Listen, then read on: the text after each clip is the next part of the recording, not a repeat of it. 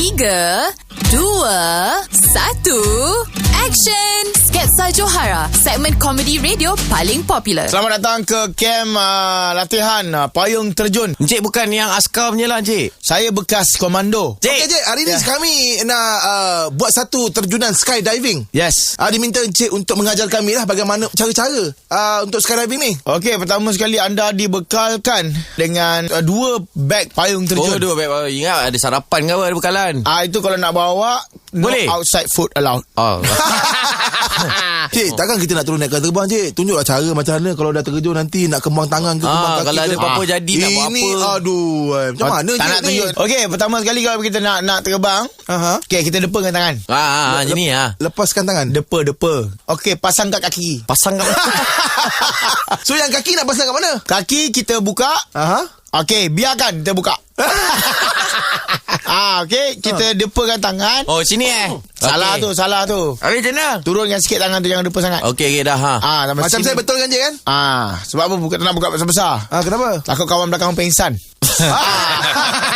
Sebelum turun dah pengsan dah. Ingat okay. pahal kan. Jadi kita nak mengelakkan benda-benda macam tu. Ada bau keti lah. Ada bau keti. Okey, apabila kita dah lompat je, terus depakan tangan. Depakan tangan. Macam ni, Cik. Whoop. Dia akan jadi lebih kepada macam tupai terbang. Tapi Cik, berat saya, Cik. Berat, Cik. Berat itu mainkan peranan yang penting. Cik, berat badan ni ada tukar payung tak nanti? Macam kalau saya punya payung besar ni, dia punya payung besar lagi ke apa ke? Okey, macam awak, bila awak buka, ngam-ngam dengan payung. Okay, macam awak, kena spare 2. Bop. 2 kali buka. 2 kali buka. Kalau satu tak buka? Satu tak buka, cuba capai kawan yang lain. Kalau saya 2 orang je? 2 orang je? Redor je lah.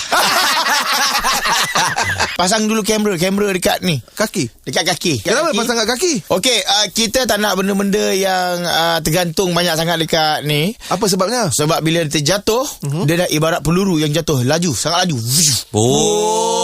Tinggi kan? Tinggi. Jadi dia punya graviti dia semakin kuat. Okey, kita pasang kat kaki. Okey, dah pasang dah, Cik. Okey dah. 2 kamera boleh je? 2 kamera? Boleh, tapi awak kidal ke kanan ni? Saya kanan. Kanan? Kanan taruh kat kidal. Kenapa, Cik? Sebab kita tahu mana kaki kidal, mana kaki kanan. Kita nak ni tukar.